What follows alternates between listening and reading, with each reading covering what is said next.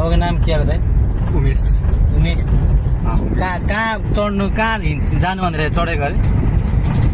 उहाँ लान झर्नु पर्ने नि, लान चोकमा झर्नु बामा म पैसा लिएर त्यहीँ बस्छु भनेर गरेका थिए।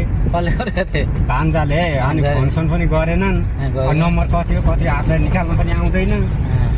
अनि तपाईँ त नि यता लुङलुङ भन्ने ठाउँमा पुग्नु भएछ खोटाङको।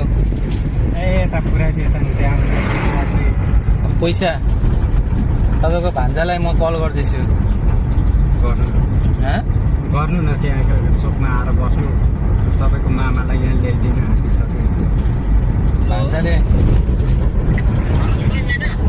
को बोलेको? ए उमेशको भान्जा हो? सुजन भान्जा हो? अनि भान्जा त मामा त तिम्रो मामा त हरायो त। यहाँ चौकीमा छ, चौकीमा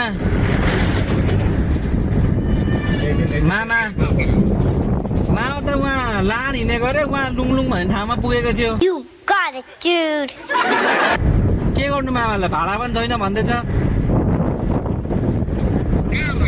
लुङलुङ भन्ने ठाउँमा। लुङलुङ। तिमी कहाँ हो? तिमी चाहिँ कहाँ हो अहिले? कहाँ छौ तिमी? तिमी चाहिँ कहाँ छौ भनेको के?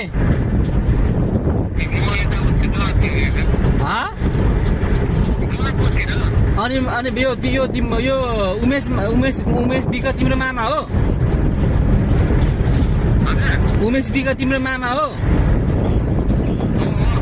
अनि के गर्नु उहाँलाई के गर्ने त? तिमी लिन आउने हो कि यतातिर खोटाङतिर?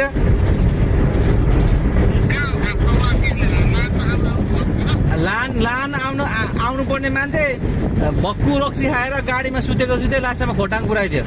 वाह विजय दी, कंग्रेचुलेसन ग्रेट सक्सेस। खोटाङ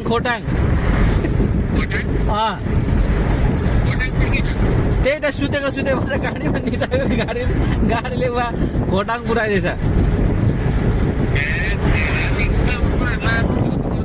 लानमा त्यही त भनेको त, लानमा झर्नुपर्ने मान्छे खोटाङ पुगेछ। के गर्नु त अब मामालाई? अब खोटाङदेखि अब म के प्लेनमा चढाइदिनु? कैसे लोग रहते हैं यार।